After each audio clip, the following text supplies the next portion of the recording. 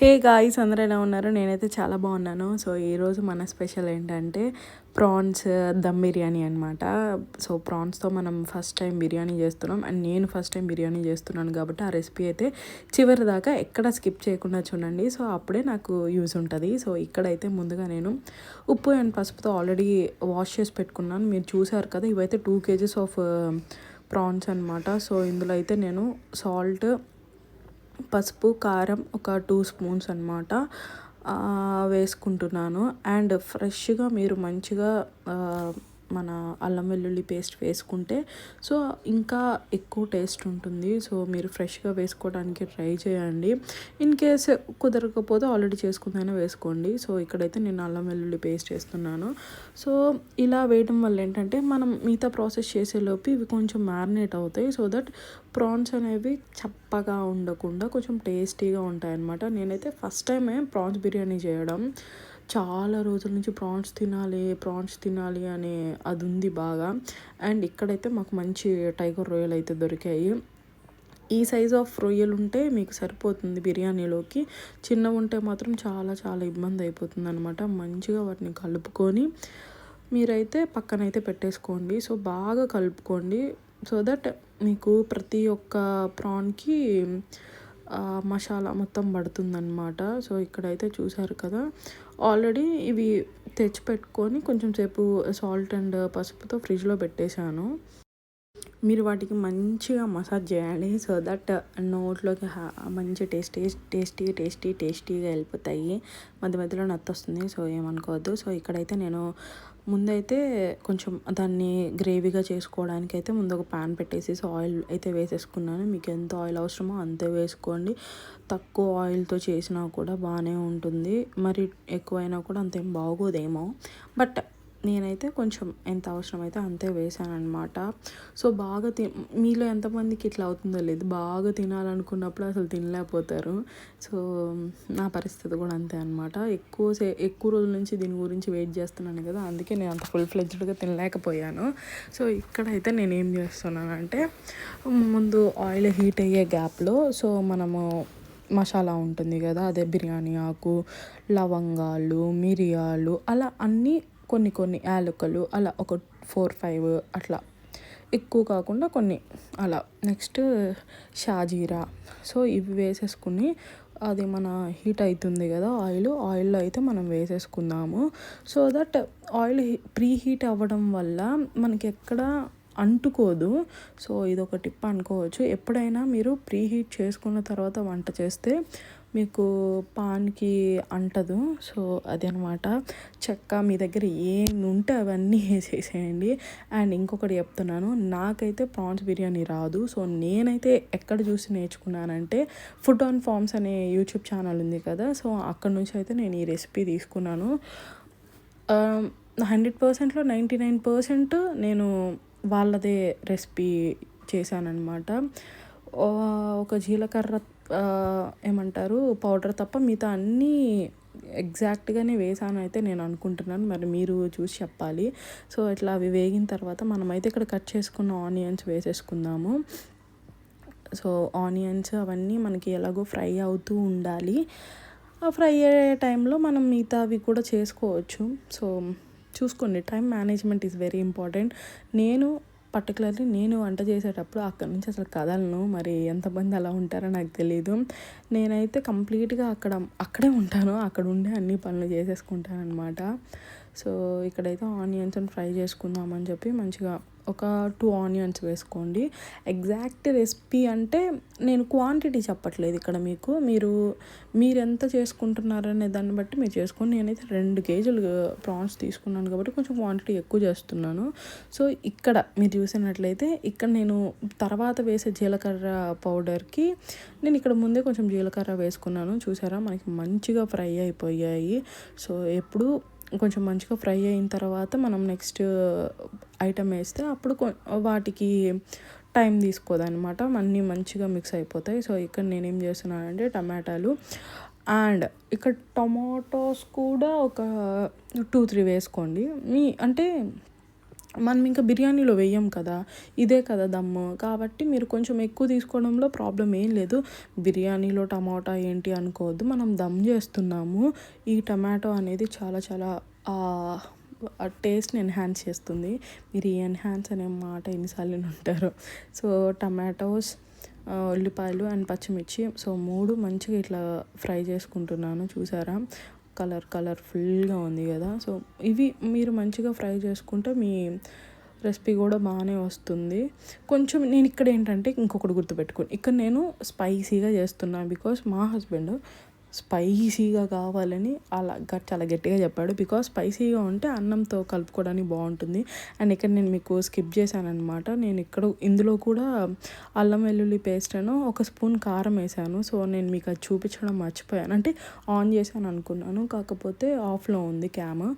So please ఏమనుకోవద్దు. So అవి కూడా వేసి మంచిగా ఫ్రై చేసుకోండి. అల్లం వెల్లుల్లి పేస్ట్ పచ్చిదనం పోతే చాలు, మీరు మరి డీప్ ఫ్రై ఏం అవసరం లేదు. సో అవి వేసుకున్న తర్వాత ఇక్కడైతే ధనియాల పౌడర్ వేసుకుంటున్నాను అనమాట. ముందైతే ఈ పౌడర్స్ అన్నీ మనం కొంచెం లో ఫ్లేమ్లోనే అన్నీ ఫ్రై చేసుకోవచ్చు, అంటే మాడకుండా జస్ట్ అవన్నిటికి పట్టేలాగా వేసుకుందాం. తర్వాత ఇక్కడైతే గరం మసాలా, మీరు ఇంట్లో గరం మసాలా ప్రిపేర్ చేసుకొని పెట్టుకుంటే ఇంకా మంచిది. ఇంట్లో గరం మసాలా ఉంటే అది కూడా వేసేసుకోండి. సో మ్యాక్సిమం ఇంట్లో ఉన్న ఐటమ్స్తో చేసుకుంటే ఒక టేస్ట్ వస్తుంది. సో అది కూడా ఒక పాయింట్ అనమాట.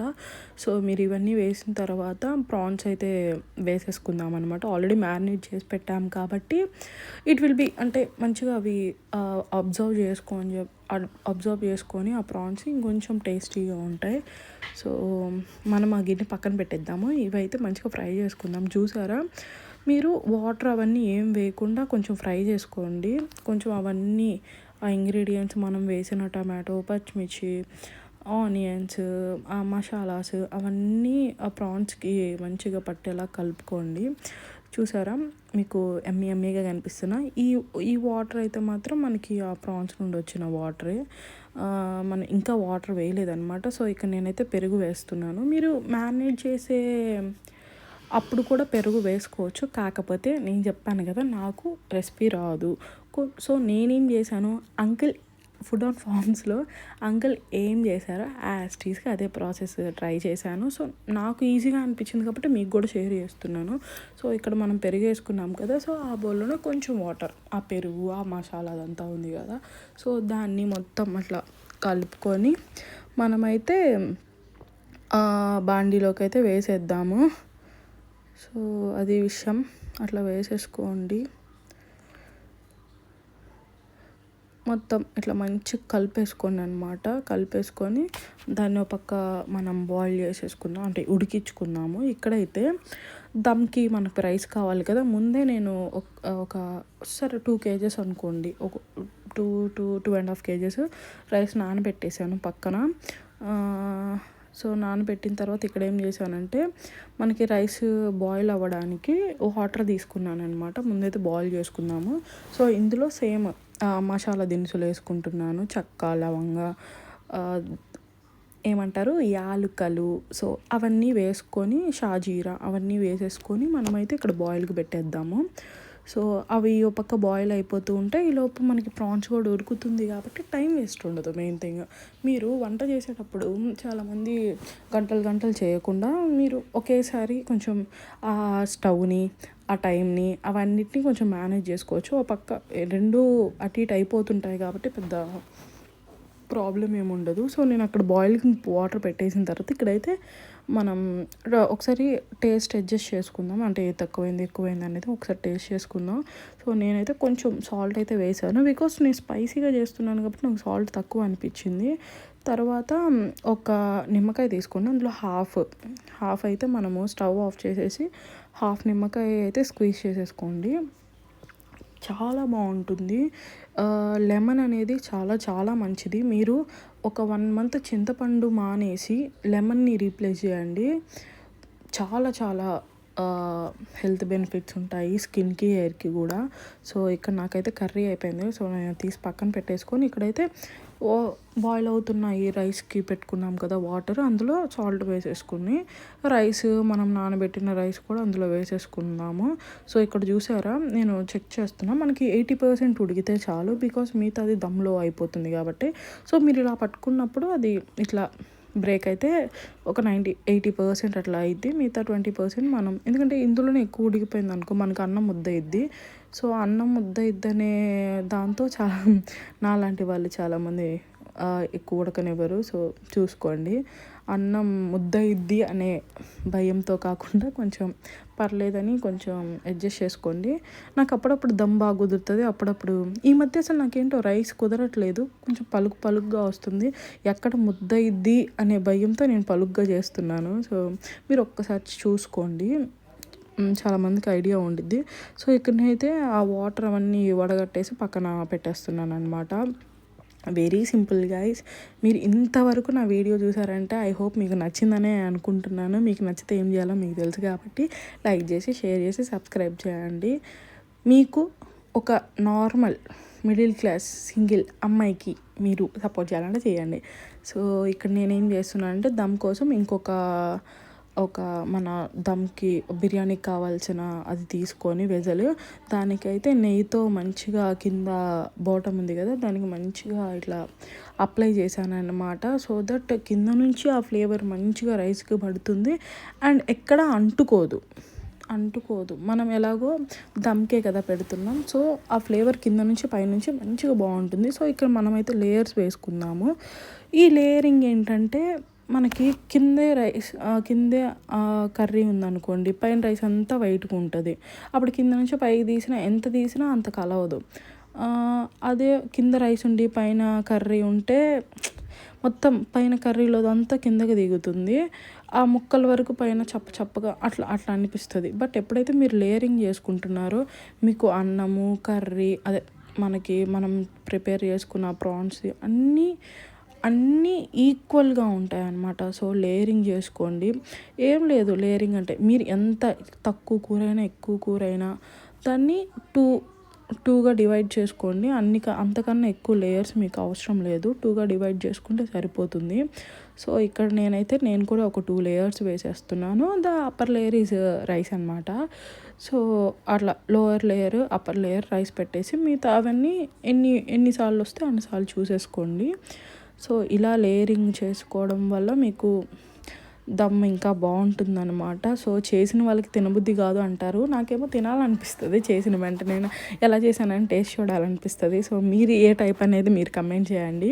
కానీ నేను ప్రాన్స్ అన్నానే కానీ ప్రాన్స్ తినలేదు, అది అట్లుంటుంది మనతోని. సో ఇట్లా మనం లేయరింగ్ చేసేసుకొని మీ దగ్గర కొత్తిమీర కరివేపాకు ఏముంటే అవి పుదీనా ఏముంటే అవి మీ దగ్గర ఉన్నవన్నీ గార్నిష్ చేసుకోండి. ఫ్రైడ్ ఆనియన్స్ ఉంటే ఇంకా బాగుంటుంది. మనం ఫ్రైడ్ ఆనియన్స్ చేసుకోలేదు కాబట్టి వేసుకోలేదు, అన్నీ వేసాము, ప్రతి ఇంగ్రీడియంట్స్ వేసాము. సో ఇక్కడ చూడండి మీకు చెట్లతో సహా వేసేస్తున్నాను నేను. సో అన్నీ మంచిదే, చెట్లు పుట్లు అన్నీ మంచివే. సో వేసేసుకోండి లేయరింగ్, ఇంకేం లేదు, చాలా ఈజీ, ఇంకా అయిపోయింది మీకు. ఇంకా మీరు ఇప్పుడు మీకు వెళ్ళి కూర్చుండే టైం వచ్చేసింది, వెళ్ళి కూర్చోండి హాయిగా దమ్ పెట్టేసి ఒక 5 minutes హైలో పెట్టేసేయండి, ఒక 10-15 minutes సిమ్లో పెట్టేసేయండి అంతే.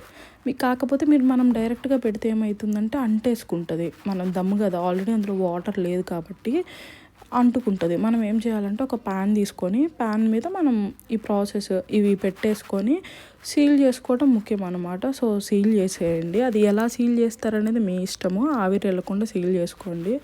సో నేనైతే అలా పెట్టేసుకున్నాను. నా వీడియోస్ ఈ వీడియోనే కాదు, ఈ మధ్య కుకింగ్ వీడియోస్ ఎక్కువ వస్తున్నాయి, బికాస్ నేను బయటికి వెళ్ళి వ్లాగ్స్ ఏం చేయట్లేదు. అండ్ నా బర్త్డే వ్లాగ్స్ అన్నాను కదా, బర్త్డే ఇంకొక 2 daysలో ఉంది. యాక్చువల్లీ రేపు నేను పోస్ట్ చేస్తాను కాబట్టి, రేపు థర్స్డే పోస్ట్ చేస్తాను కాబట్టి Friday and Saturday is my birthday. So wish me. And ఈసారి బర్త్డే అంత ఎక్సైట్మెంట్ ఏం లేదు, బికాస్ ఐ డోంట్ నో, నాకు 25 years వచ్చేసాయి. ఇంకా ఇయర్ పెరిగే కొద్దీ ఏమైపోతానో ఏమో తెలీదు, బట్ స్టిల్ ఇయర్స్ పెరిగే కొద్దీ మా అమ్మ వాల్యూ నాకు తెలిసి వస్తుంది. అంతే గైస్, వయసు పెరిగే కొద్దీ మా అమ్మ వాల్యూ తెలుస్తుంది.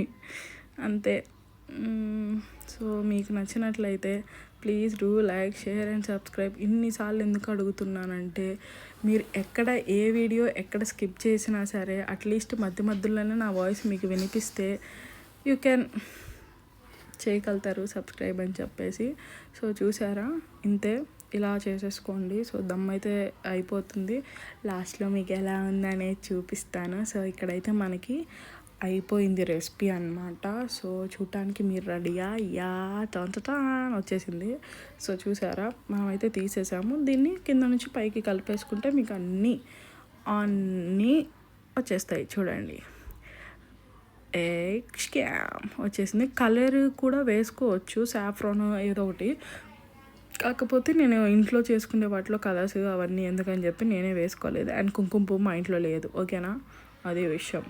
ఈసారి కుంకుమ పువ్వు ఉన్నప్పుడు అది కూడా వేసి చూపిస్తాను. సో ఇది రెసిపీ. నచ్చినట్లయితే తెలుసు కదా. Bye, take care.